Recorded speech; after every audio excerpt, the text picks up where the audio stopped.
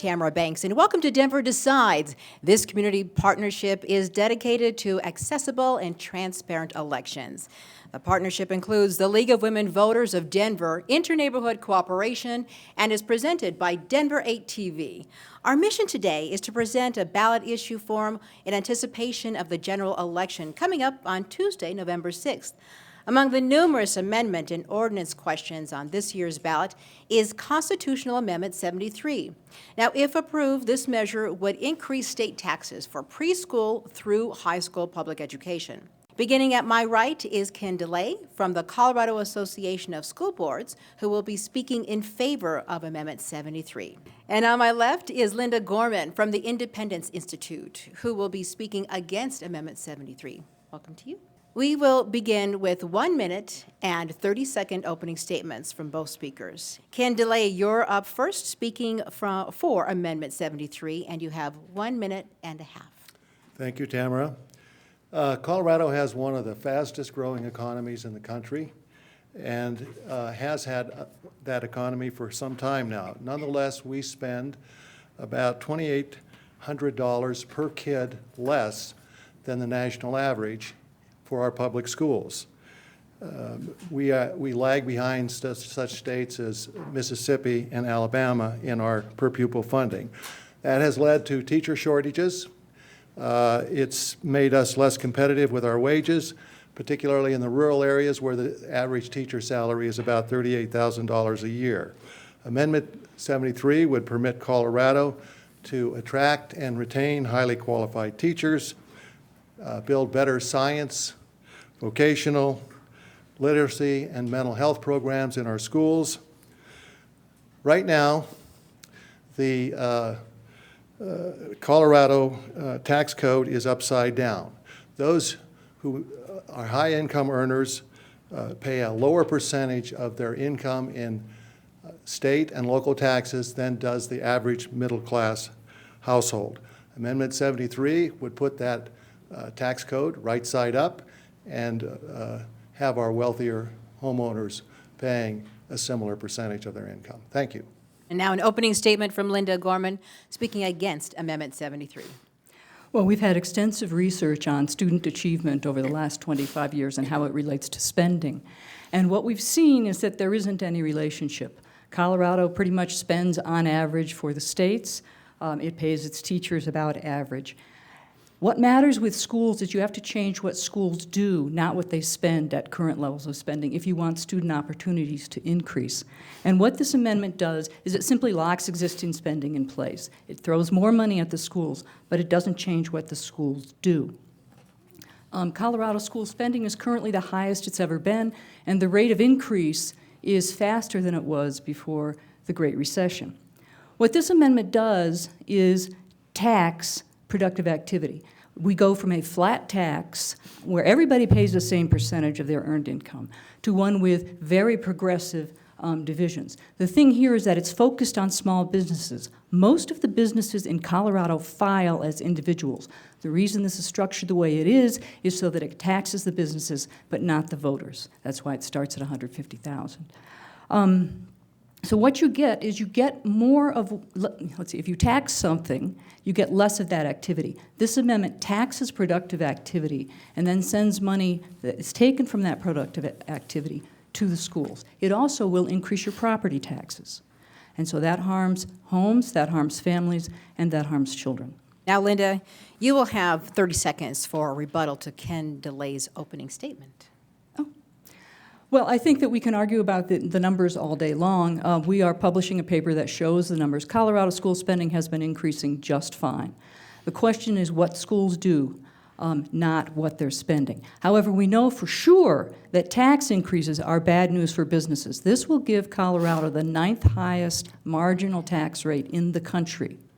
People who are taxed at this level are very mobile, and they will leave. We have seen them leaving Washington and California and Illinois. And the reason that Colorado has such a strong economy is that it has had a stable and low state tax rate for the last 30 years. Thank you.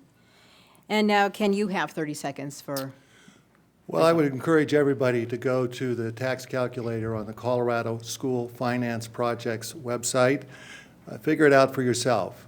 A small business owner in Longmont, Colorado, owning a $400,000 home and a $400,000 business property and earning $300,000 a year would get a tax savings from this measure of somewhere between $500 and $800 a year by the time you factor in the property tax cut that he would or she would enjoy.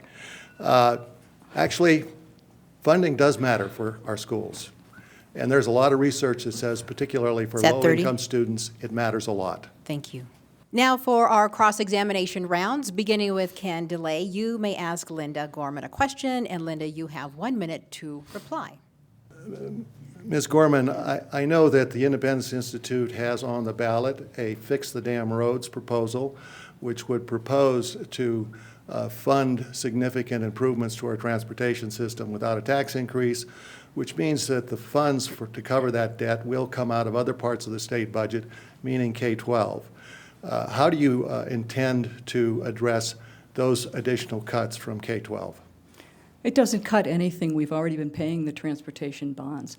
I think what's more interesting is that you claim that property taxes won't fall. Property taxes will fall. Property tax rate for the state is scheduled to go down to 6.11% next year. This amendment fixes it at 7%. So this amendment does, in fact, raise property taxes. Now, Linda, you can ask Ken a question, and Ken, you'll have 1 minute to answer. Can you describe any way that current schools could spend less without harming student education? Is there any fat in the system at all? I think there is very little fat in the system, but it depends on the school district that you're looking at. Some school districts are much better off than others. Most of our smaller, more rural districts and most of our districts in not wealthy neighborhoods are operating very close to the bone and could make very few cuts and have made many, many cuts over the last decade. So no, system-wide, I don't think so. There's no waste in the school system. Okay. All right, so let's continue with cross-examination, and now this time, Ms. Gorman, you can start with asking a question to Mr. DeLay, and Mr. DeLay, you have 1 minute to reply. Amendment 37 increases state funding for schools fairly dramatically. And what we've seen is that from 1987 to 2007, we've shifted from local funding, where local districts paid about 57% of total school expenses, to state spending, where now local districts only control 36% of the money. That's a big shift. This is going to shift it to even more state control of local districts. Do you think this has any implications for students? I do think it has some implications for students, but I think the more interesting question is, why has that shift occurred? Ms. Gorman said a minute ago that property taxes will go up if this passes. That is flatly false. The current residential assessment rate is 7.2%. It will fall to 7%. More importantly, the assessment rate for businesses, all businesses, farmers and ranchers, will fall from 29% to 24%. The reason we have a problem with local funding is the operation of formulas in our Constitution, namely Tabor and Gallagher amendments, and this amendment will take a run at fixing the Gallagher problem as far as school funding is concerned, and over time I would expect the local share to begin to climb again as a result of growth. All right, now, Ken, it's your turn to ask Linda a question, and Linda, you have 1 minute to answer. The last time I checked, the Independence Institute believed that to the extent there was any funding need in public education, it could come from cuts to our health care expenditures, Medicaid and the like. Is that still the position of the Independence Institute? And if not, how would you get more money into K-12? Well, the state just spent a fortune attracting North Face here, so it basically has tax cuts to attract businesses. They paid Lufthansa Airlines about $300,000 so that it would do a Denver to Frankfurt route so that state officials could go lobby Germans to come here and make businesses. The state has an awful lot of money that appropriates to things that it doesn't need to do. So you don't have to talk about cutting Medicaid or cutting the school budget in order to shift funds around where they're most needed. The point of Tabor is that the state cannot waste a bunch of money and then go back to taxpayers and demand more without asking you about it. That's a good thing because it controls the growth of state government, and state government growth is not always a good thing for the productive people that live in the state. Next round. Ken, you get to go first with your question, and again, Linda, you'll have 60 seconds. In addition to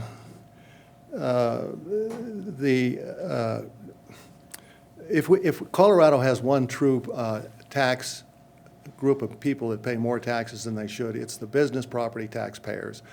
Right now, a business owner will pay, owning a home and a business worth the same amount of money, will pay 4 times as much tax on his or her business property as on her home. I'm curious as to how the Independence Institute would fix that problem, and I'm curious as to whether it believes this is a problem. This doesn't do anything to fix that problem. It simply fixes the state assessment rate. And here we get into the tax weeds. So really fast, let me see if I can give you an idea. When Gallagher was passed, state rates on residential property were, the amount of property tax on residential property was rising very, very quickly because houses were rising in value very, very quickly, and you paid a fixed percentage of your house price. If you were on a fixed income, this meant you might have to sell your house. Gallagher was passed to ensure that residential property and commercial property pay roughly the same amount of total property, or are exposed to roughly the same amount of total property taxes. So what that means is that as home prices have ballooned in Colorado in the last 4 or 5 years, the state assessment rate, the amount of your property that's subject to tax by local districts, has had to shrink in order to keep this ratio the same. Total property taxes paid have gone up because as the value rises, you keep paying more taxes. But what's happened is that you are limited into your exposure. Thank you. That's time. Now, Ms. Gorman, your next question for Mr. DeLay. So we know that increasing taxes on small business and business in general reduces productive activity. And we also know that more school spending has not improved student achievement over the last 25 years. The states that spend more get the same amount of achievement increase as the states that don't. So why do you think that it's better to take this money from productive businesses, reduce their activity, and give it to the school bureaucracies so that they can spend it? What benefit are we going to get out of this? How do the children benefit? This is a classic, when did you stop beating your wife question? Absolutely, no question. It's not true. It's not true that money does not have an impact on student achievement, particularly for students from poverty or coming to school with disabilities. And there are plenty of studies today that show that to be the case. And secondly, it is the case that we have taken out of our K-12 system over the last 10 years somewhere around $15 billion. We are still underfunding the state formula by about $700 million a year. And there's no prospect that we can get back to where we were before the recession started a decade ago without some additional funding in the system. I also do not accept the proposition that we are punishing small business owners. As I said a few minutes ago, with the business property tax cut thrown in, most of our small business owners are actually going to have a tax cut if this passes. That brings us to our final cross-examination round. And Linda Gorman, you will start off with a question for Mr. DeLay, and you have 1 minute to answer, sir. As a policy matter, best taxes are ones that are low and on a broad base. And so why in this amendment do you have such huge progressive tax increases that have been shown to be so damaging? When you could, the people who wrote it could have just simply said, we're going to increase taxes on everybody to 5.63% from 4.63%. So why the choice to a heavily progressive tax increase that makes Colorado school funding more and more dependent on a very small number of fairly wealthy people who are mobile and likely to leave the state? Is that good policy? Well, I would first concede that's a fair question. Oh. I would second point out that if you're going to think about tax burden, it's important to think about not just income tax, but sales tax and property taxes as well. And if you look at the percentage of income that goes to pay taxes by a typical middle-class homeowner in Colorado, it's somewhere around 8% of their income. And a millionaire, it's somewhere around 5%. This would begin to make those percentages about the same. The second thing I would say is we have to pass it. And this is not something you can go to the legislature and argue about and have a good sound argument about what good policy is and think about how to do it. We have to go to the voters and get their approval. And there was a judgment made that this was a better approach. Okay, Mr. DeLay, your final question for Ms. Gorman, and Linda, you'll have 1 minute to answer. Thank you. I think that my understanding is that as a general proposition, all ills in public education could be fixed in the minds of the Independence Institute if only we would go to a universal voucher system. If that's true, could you explain how that would work and how it would improve public education in Colorado? Well, this amendment is actually about only increasing the funding for public education in Colorado. Colorado already has charter schools. They're some of the most effective schools in the state, but they're underfunded compared to K through 12 public schools. So I think what happens with this amendment is that what you're doing is you're just throwing more money at existing public schools that have been doing not as good a job as certain other forms of education. The state that actually decreased its spending on public education was Florida. It is the state with the largest increase in student achievement, and that is because Florida stopped doing things in the same way it's always done them. It realized that what schools do are far more important than what schools spend. And Colorado school spending, contrary to my opponent's claim, is now at the highest level it's ever been. It's more than recovered from the recession, and it is doing quite well. We don't need to spend any more money on the schools. Thank you. Our next few rounds will feature our speakers responding to questions submitted by our forum organizers. Each speaker will answer each question, and the responses will be 1 minute. We'll begin with Ken DeLay, who is here speaking in support of Amendment 73.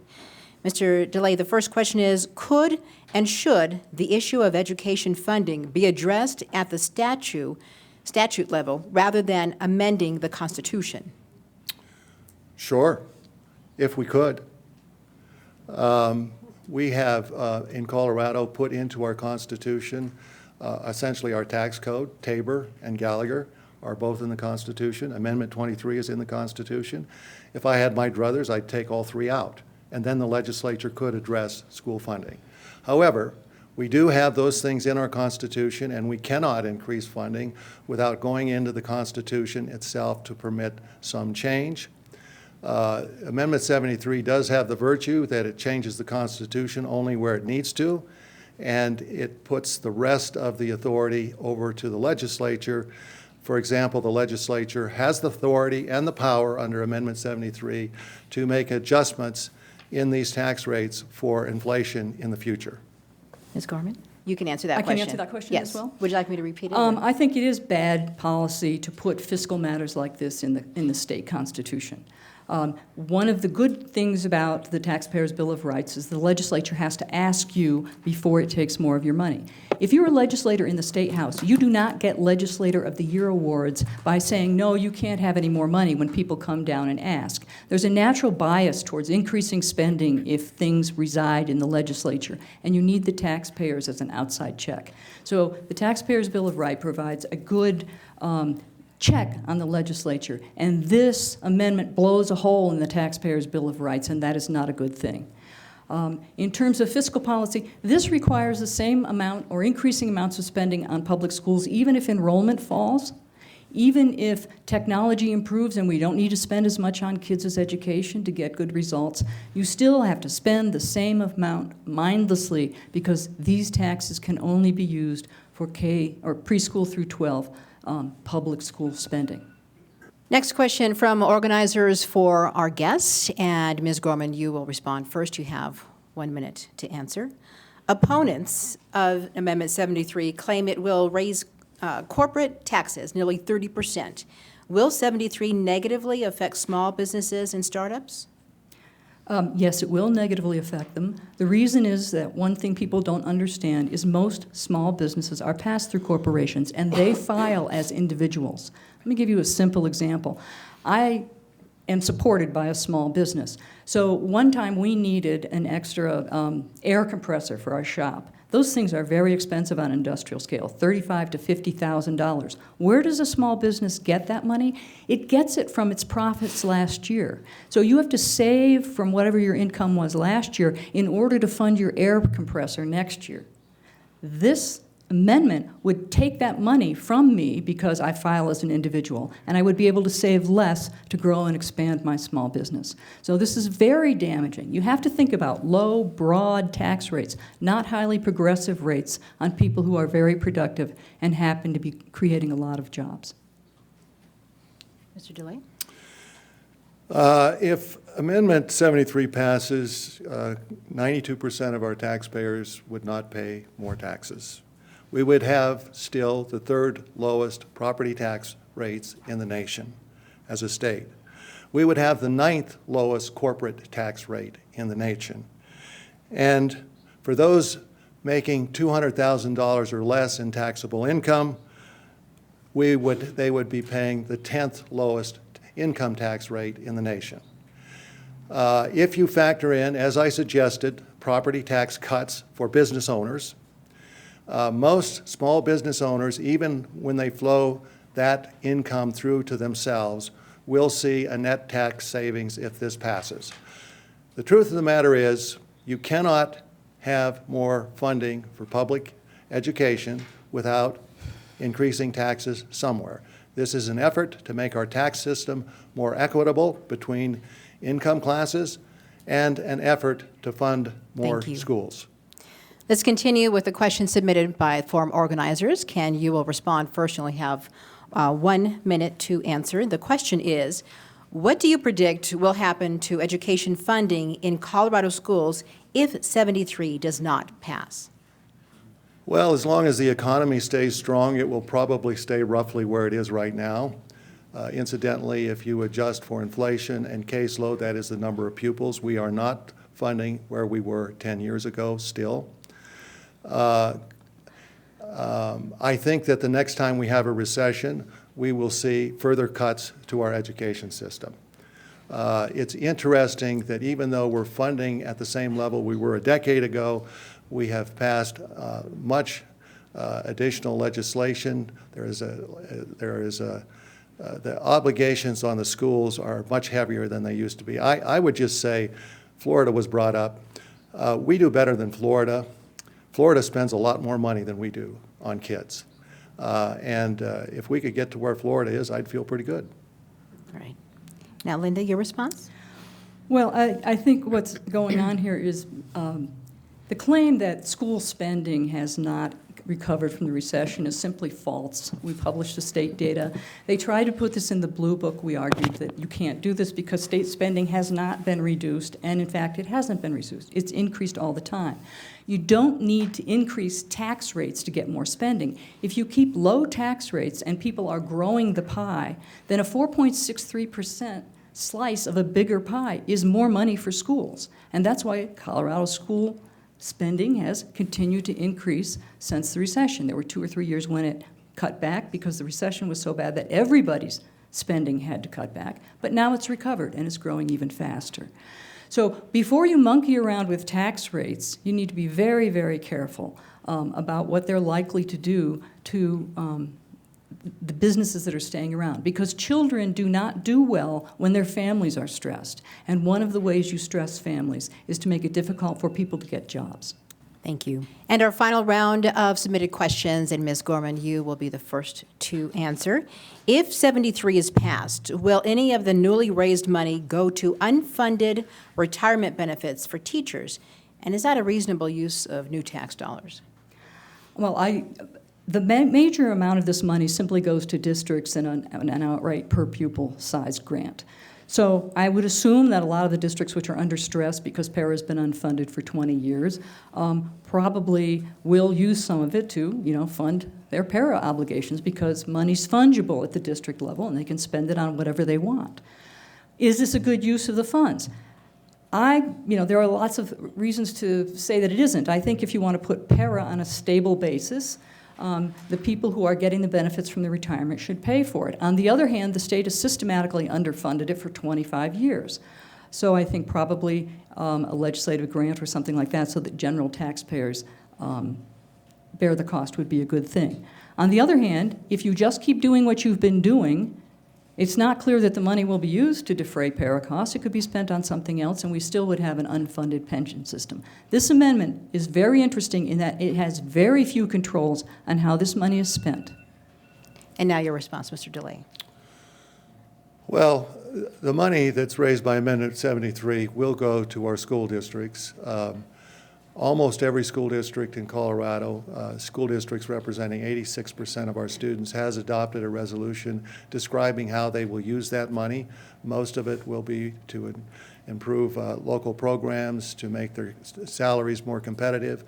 Again, I just had a conversation as recently as 2 weeks ago with a superintendent in rural Colorado who just lost a Cracker Jack math teacher to the Front Range because the Front Range district was going to pay $26,000 more a year than they could pay in that rural district. That's a problem that is not amenable to be repaired without additional money in the system. As far as the pension issue, we just had a major bill go through this last year that was designed to fix that problem. School districts do pay a percentage of salary into that system, as do employees, and I have no reason to believe that will not continue in the way that it was designed. Thank you. Okay, that brings us to the end of the Q&A segment, and we move on to closing statements. Each speaker will have a minute for a closing statement, and we will reverse the order of the opening statements, which means we'll begin with Linda Gorman. You have 1 minute for your closing statement. Colorado school spending is an all-time high, and the legislature can always provide more money if it feels that it's necessary. There's no reason to put this in the Constitution. We do not need to increase income taxes in a progressive fashion in the state, because one of the reasons the state has a good economy is that it has a low, widely based flat tax of 4.63%. This amendment would change it. That's not a good idea. Finally, this amendment raises property taxes on homes. My opponent has said that it doesn't. That's not true. Next year, the state assessment rate is slated to go down to 6.11%, which people tend to ignore in this debate by saying, well, it's going to go down from 7.2% to 7%, so you'll be better off. Well, I would be a heck of a lot better off if it went to 6.11%. So what we see here is a lot of discussion about school spending hasn't increased when in fact it has. Property taxes are not going to increase when in fact they will. Small business won't be affected when in fact they will. Thank you. And now a closing statement from Ken DeLay. The one ticket we know that works for every child to have a productive life, a successful career, is a great education. We know that. And this state set out 40 years ago to make sure that zip code didn't matter in terms of the quality of education that you got. We are back to a system where the zip code matters dramatically. We have funding differentials between school districts of between $2,000 and $3,000 per kid. $2,000 and $3,000 per kid.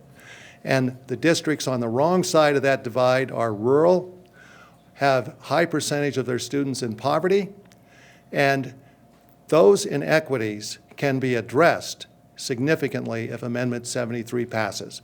And contrary to my opponent's contention today, the property tax system and our tax system will remain some of the lowest in the nation and will be more equitable when you look at it across districts and across incomes.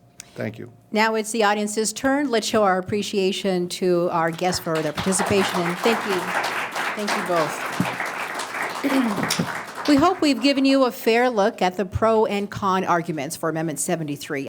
Our thanks also to the Denver Decides partners, which include Interneighborhood Cooperation and the League of Women Voters of Denver.